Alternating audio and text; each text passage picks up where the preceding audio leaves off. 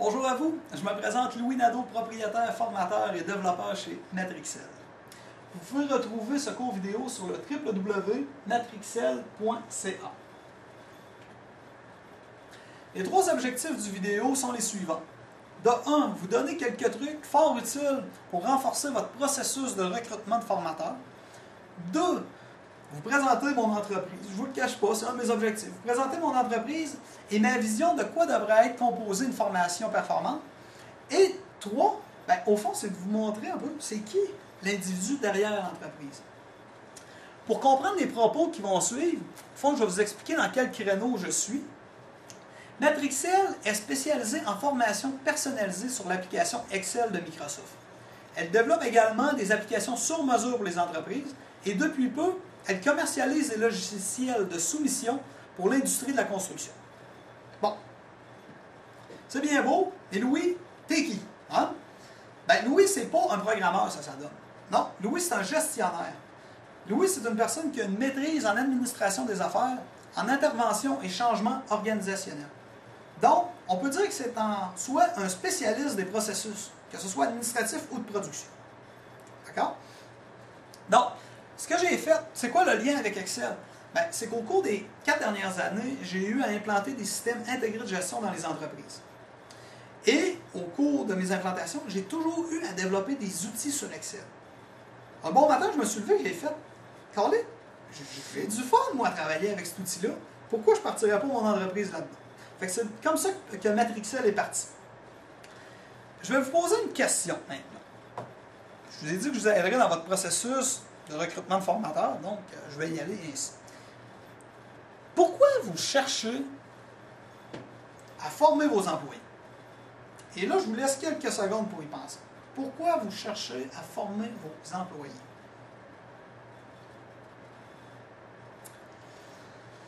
Si votre réponse ressemble à c'est pour augmenter les connaissances de mes employés, je regrette de vous dire que je pense peut-être que vous faites faux choix. Et que vous allez être probablement déçus des retombées réelles de votre investissement. Je vous explique pourquoi. Puis je vais y aller vers une expression que j'affectionne particulièrement.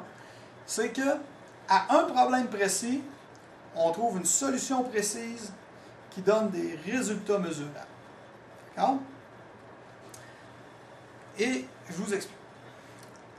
L'objectif d'une formation, à mon humble avis, c'est de créer un changement positif et mesurable sur un des 5 éléments suivants dont je vais vous parler. Dans une entreprise, et là c'est mon chapeau de consultant qui parle, dans une entreprise, si tu veux améliorer l'entreprise, tu dois travailler sur 5 aspects qui sont soit augmenter la qualité, soit réduire les délais, soit augmenter la quantité produite, soit sécuriser les opérations, ou encore diminuer les coûts d'opération ou de gestion. Bon, ceci étant dit, avant de me lancer en affaires, j'ai fait quand même une analyse du marché, à quoi ressemblaient, si on peut dire, les entreprises qui donnent la formation au niveau de la bureautique. Bon.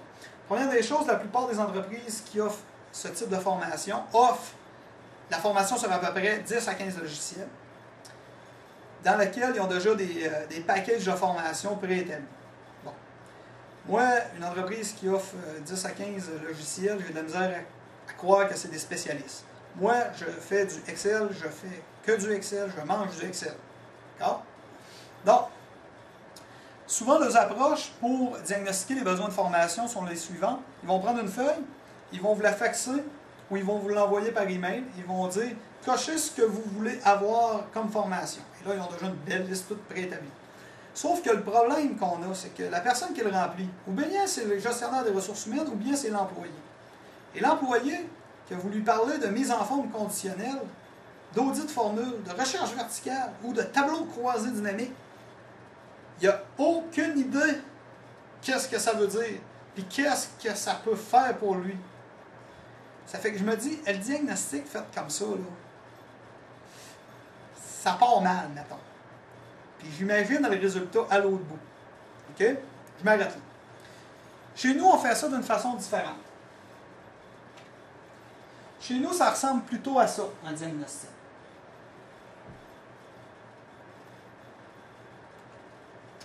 Un diagnostic, ça a 5 étapes chez nous. Tout d'abord, on veut savoir à qui on a affaire. Donc, le nom de l'employé, ça peut toujours être utile. On a le poste occupé par l'individu. C'est sûr que si je parle au VP Finance ou je parle à la secrétaire, j'aurai probablement pas les mêmes besoins. D'accord? Je veux aussi savoir c'est quoi ses principales tâches. Lui, comment il occupe ses journées? Il passe-tu 8 heures par jour sur Excel ou il en passe à peu près 2? Puis qu'est-ce qu'il fait avec?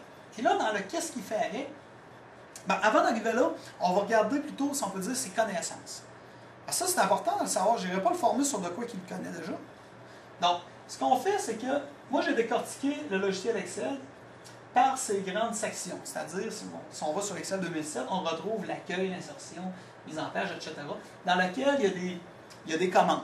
Bon, mais ces commandes-là, c'est ça qui m'intéresse, moi, de savoir. Est-ce qu'il les connaît? Puis, jusqu'à quel niveau?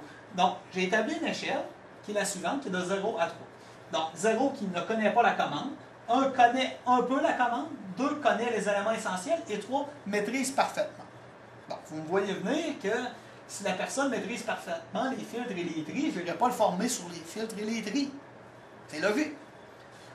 La deuxième étape, pas la deuxième, la quatrième étape, excusez-moi, une fois que je connais ces connaissances, c'est là que je me différencie de la concurrence. C'est-à-dire que je m'en vais m'asseoir à côté du gars et je vais voir avec quel outil il travaille pour pouvoir le challenger. Donc, on définit ici les outils avec lesquels il travaille et on va définir le temps qu'il prend actuellement dans un mois. Il prend-tu, je ne sais pas moi, 4h30 par mois à travailler sur cette application-là? Et là, à partir de ça, on va regarder c'est quoi les commandes qu'il utilise sur cette application-là et quelles devraient peut-être être les commandes qu'il utilise. Donc, à partir de là, j'ai encore une échelle de 0 à 3, sauf qu'elle est différente. Là, je vais dire 0, c'est une utilité indispensable pour l'outil que tu utilises. OK? Donc, si c'est un outil, si c'est une commande indispensable pour l'outil et qu'il ne la connaît pas, bien, vous voyez que c'est rapidement, le diagnostic est vite fait. Là. Je vois c'est rouge ici, c'est rouge là, ça veut dire que je pense que ça serait intéressant que je le forme là-dessus. Le diagnostic est fait comme ça. Puis, une fois qu'il m'a présenté tous les outils qu'il utilise actuellement, ben là, on pousse encore plus loin. On se dit, hey, ça serait quoi les outils que tu devrais peut-être développer? Fait que là, on les liste ici. Puis, on y va encore avec le même principe. On dit, hey, ça serait quoi les commandes essentielles pour le développement de ces outils-là? Fait que, rapidement et de façon visuelle, on est capable de savoir exactement sur quoi il faut aller former l'individu. D'accord? Donc, c'était la façon de faire notre diagnostic. Chez nous, on essaie d'avoir une ligne directrice, c'est-à-dire qu'on va former par commande ou par module. D'accord? Donc, si c'est une histoire de tableau croisé dynamique, ben on va former sur les tableaux croisés dynamiques. Okay? Si on a diagnostiqué un besoin là. Donc, à quoi ressemble une formation chez Matrixel? Une journée de formation typique, c'est quoi? Bon. Tout d'abord, ça commence toujours avec une activité brise-glace par module. Okay? Quand je parle de module, c'est une commande. L'activité brise-glace, c'est une activité qui est en dehors, si on peut dire, du logiciel Excel. Pour faire comprendre de façon visuelle et simple, qu'est-ce qu'on va faire avec le logiciel. Ça peut être avec des Legos, ça peut être avec des trombones, ça peut être avec une feuille à faire en dessin. L'imagination, c'est pas ça qui manque chez nous. Ensuite de ça, ce qu'on fait, c'est qu'on va répondre aux 4 questions suivantes qui sont: c'est quoi la commande qu'on te présente, pourquoi on l'utilise, où on l'utilise et quand on doit l'utiliser. Ensuite de ça, on va faire une démonstration dans le détail avec une mise en situation réelle. Okay? On va prendre un cas typique, puis on va utiliser la commande à ce cas-là. Ensuite, l'employé devra me faire une démonstration qu'il a compris en faisant un exercice supervisé. Donc, la personne fait l'exercice et je suis derrière elle. Et j'analyse ce qu'elle fait et je la corrige en cours de route. Ensuite, ce que je fais, c'est que je vais lui demander de me résumer qu'est-ce qu'il a retenu, c'est quoi les éléments qu'il faut qu'il fasse attention lorsqu'il l'utilise. Okay? Donc, je fais une assurance-compréhension avec lui. Je m'assure que ce qui a été fait et présenté a été acquis. Bon. C'est beau, ça c'est la formation. Mais après la formation, là, votre payback, c'est plate à dire, là, mais il ne se fait pas pendant, il se fait après. Okay? Je m'explique. Votre employé, il peut avoir eu les connaissances, il peut les avoir appliquées pendant la formation. Ce que vous voulez, c'est qu'il les applique dans son travail de tous les jours. Qu'il vienne dans ces outils-là, puis qu'il les améliore, ces outils. C'est là que ça va être payant pour vous. Avoir des connaissances, c'est beau, mais si vous ne les utilisez pas efficacement, ben, ça ne donne rien à quelque part. Donc, nous, après la formation, ce qu'on offre, de un, on offre toujours un résumé de formation pour chacun de nos modules. Ensuite, on offre, puis ça, c'est tout accessible sur notre site Internet. Chaque employé qu'on va former va avoir un login sur notre site Internet dans lequel il va être capable d'aller chercher ces résumés de formation qui, lorsqu'ils sont mis à jour, ben, ils s'updatent. Puis, des exercices supplémentaires qu'on peut corriger selon le vouloir du client. Ensuite, ce qu'on offre, et souvent c'est là que, si on peut dire, on va chercher la vraie valeur de la formation, c'est qu'on offre un suivi post-formation. Le suivi post-formation, c'est qu'on retourne dans l'entreprise. Puis on va voir, l'employé qui m'a dit qu'il changerait sa méthode de travail, il l'a-tu réellement fait? Donc c'est ça qu'on observe. D'accord? Donc, puis à partir de ce moment-là, on est capable de venir quantifier le après. Il prenait, je ne sais pas, 3 heures à utiliser sa commande dans le mois. Maintenant, il est rendu qu'il passe juste une demi-heure. Pensez-vous que c'est un argument de poids, ça, face à la direction, de dire, regarde, ma formation a coûté 1000$, mais tabarouette, on a économisé, je ne sais pas, 2 heures par mois juste sur ça. Exact. Donc, au fond, le but du suivi post-formation, c'est de donner les résultats concrets de la formation. Okay? C'est aussi de regarder s'il n'y aurait pas d'autres besoins. Puis regarder d'autres besoins, oui, je ne vous le cacherai pas, c'est intéressant pour moi en tant que formateur et consultant, mais c'est aussi intéressant pour vous.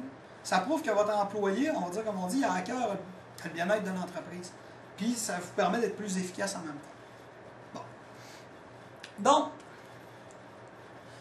au fond, j'espère que ce cours vidéo vous aura plu et que vous serez plus alerte quant aux différents spécialistes qui se présenteront chez vous. Donc, sur ce, je vous remercie et je vous souhaite une bonne fin de journée. Au revoir.